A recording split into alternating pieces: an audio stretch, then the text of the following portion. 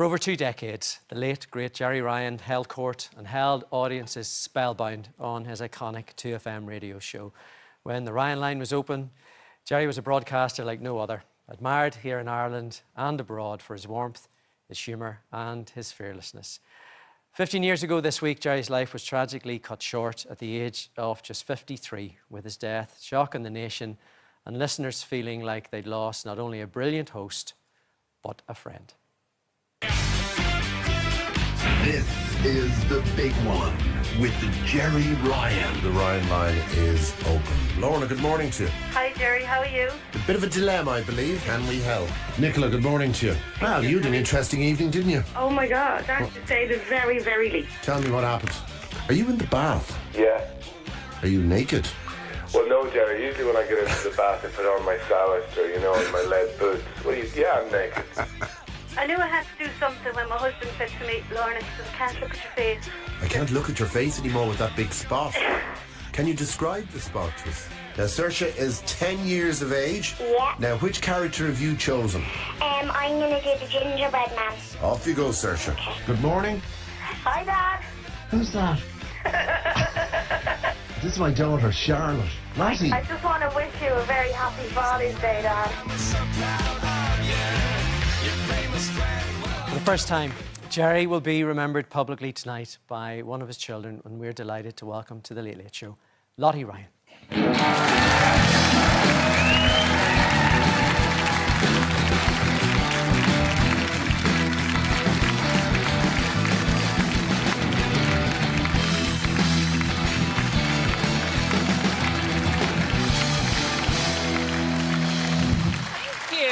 Thank you so much.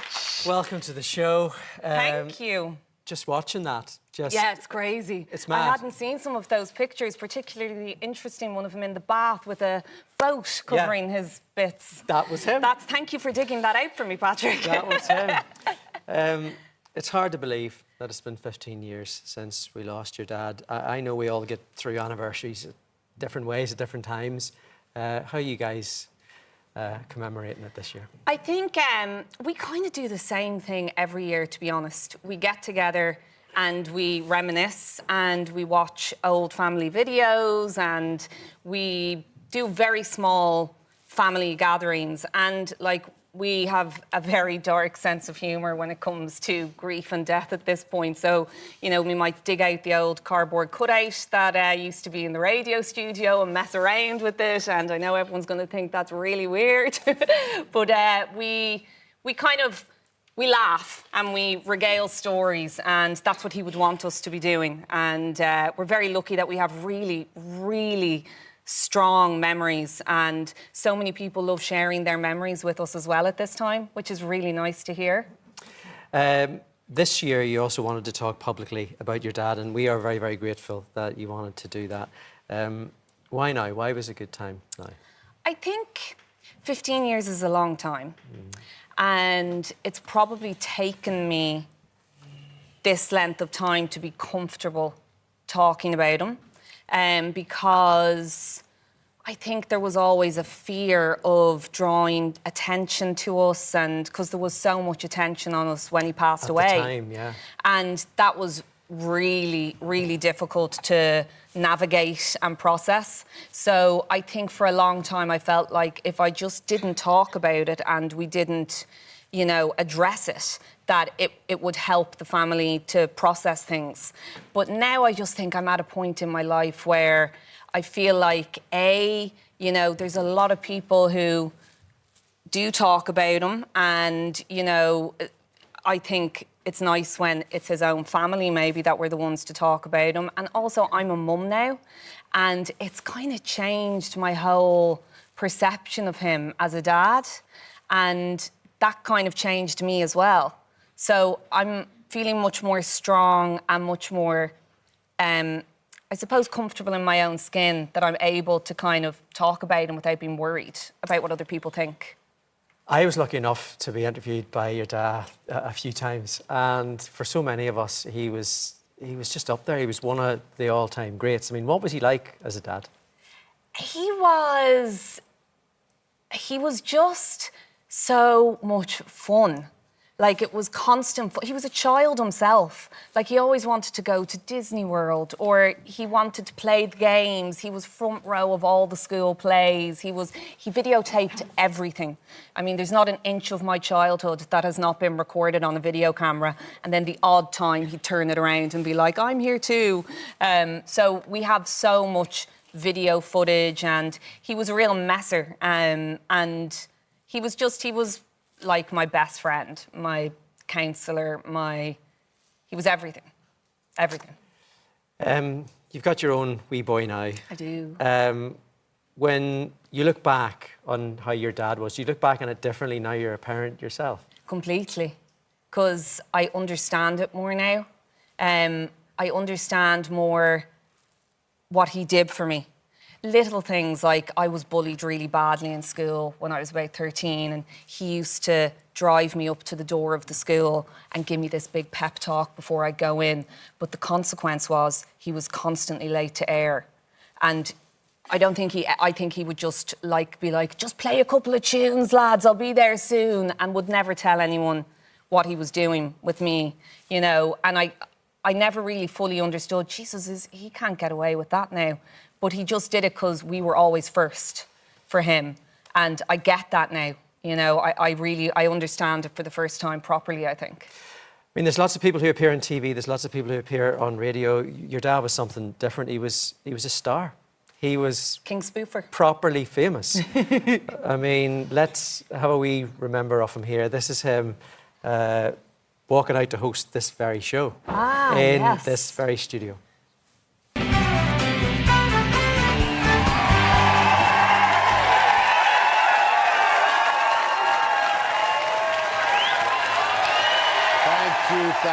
Thank you. I really am honoured, and I have to admit, the mouth is dry and just a tiny bit odd to find myself standing in here for Pat tonight and welcoming you to the big one, The Late Late Show. I really wanted to throw my arms open when I walked out, but my dress is constricting me. I mean, what did that night mean to him? That was everything. That was the pinnacle for him. I was with him that night, and I've never, in all the things he has ever done, I've never seen him genuinely nervous. He was really nervous. That meant, like, his whole career was towards that. He wanted it so badly. So he was, you know, elated to get to do that. Obviously, it was under sad circumstances, but he just, I think that was probably one of the highlights of his life for him, I would say, was getting to walk out there. He was so happy, so nervous. He really appreciated the gravity of what it meant, and I think he'd worked towards it for a long, long time, so it really resonated with him and it meant everything. Fame is a double-edged sword. There's good things about it and there's bad things about it. You know, there was such a microscope under, you know, your dad, and whenever he split up with your mum, that was all played out in a goldfish bowl of the media. Like, how difficult was that? Yeah, it's crap.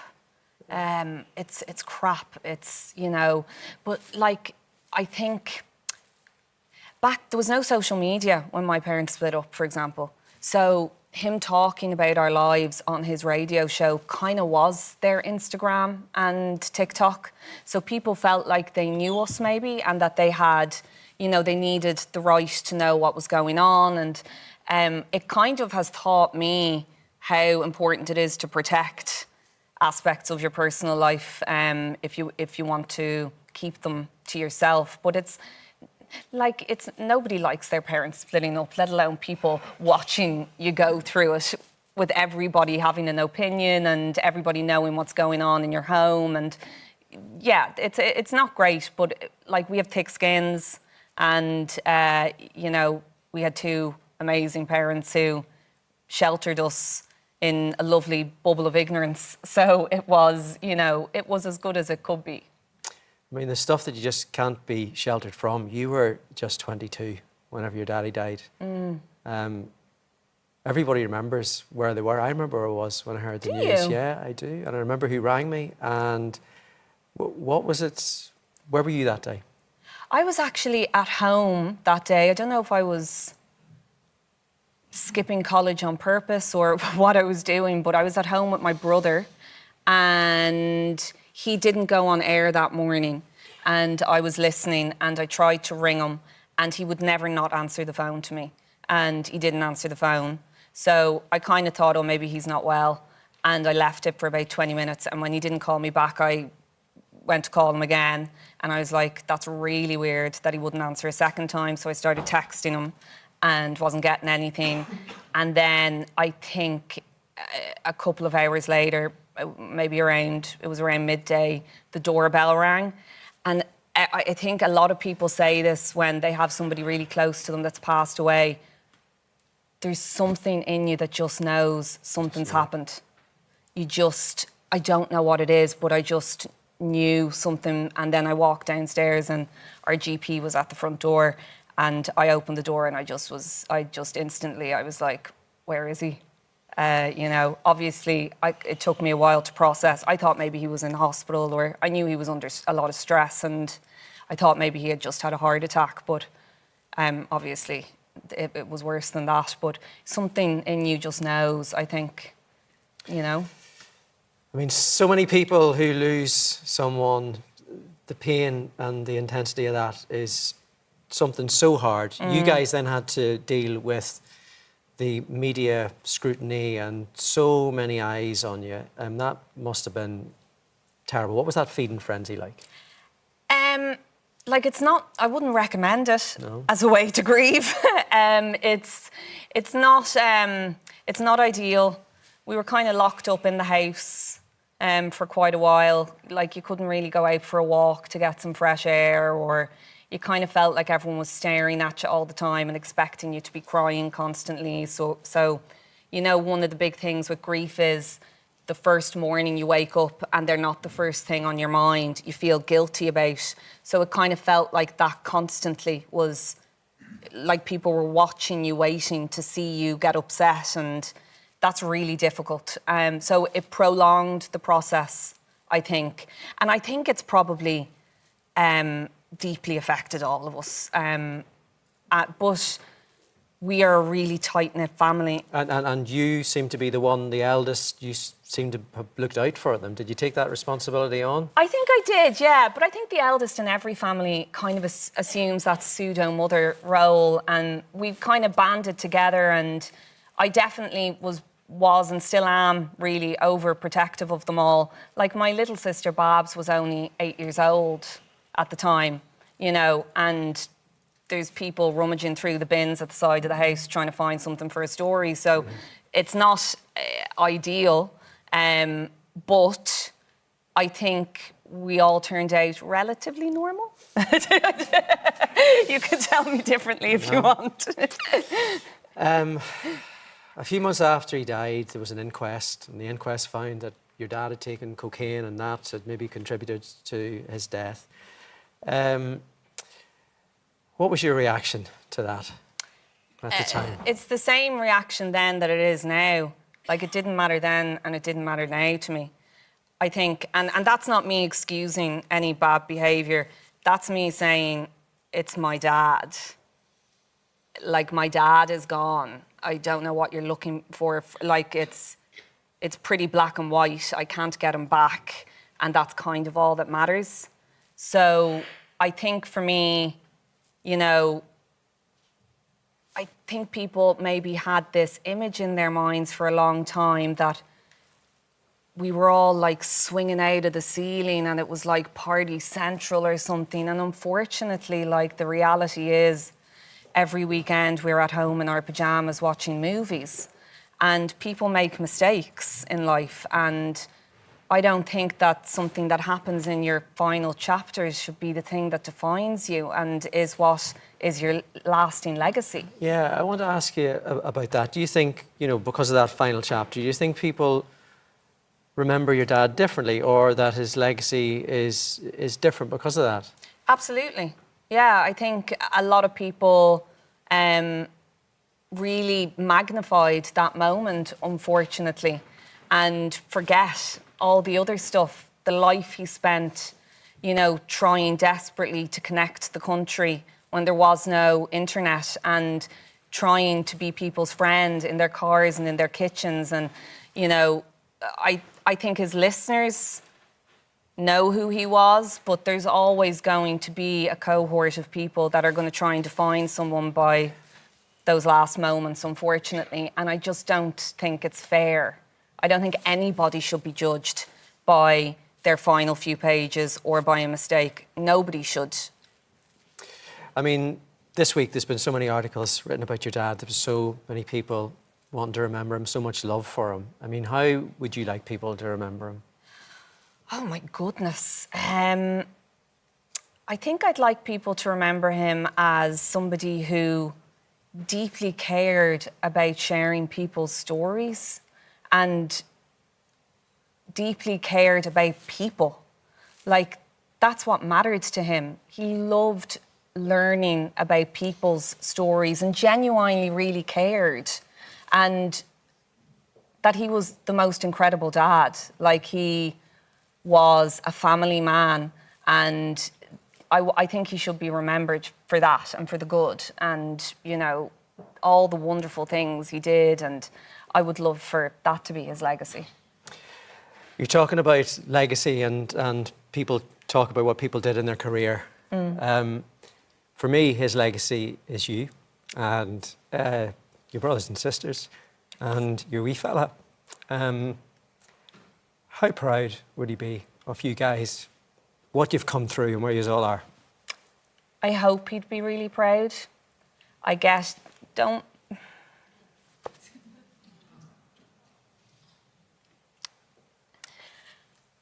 I think I know how proud he would be. I'd love for him to have met my son. I think he would have been an unbelievable granddad. And he would have been way better at babysitting than my mum, because she never does it. But I think, you know, my brother is an actor, and I think that he would have been at every play. You know, all my siblings are so happy and in love and, you know, enjoying life. And, you know, I hope he would be very proud of us and how we handled everything and where we are today. And I hope he would be, I hope. I don't think you need to hope, because I know he would. And on behalf of all of us, I just want to say how much so many people in this country loved and admired him. Thank you so much for coming in. Lottie Ryan.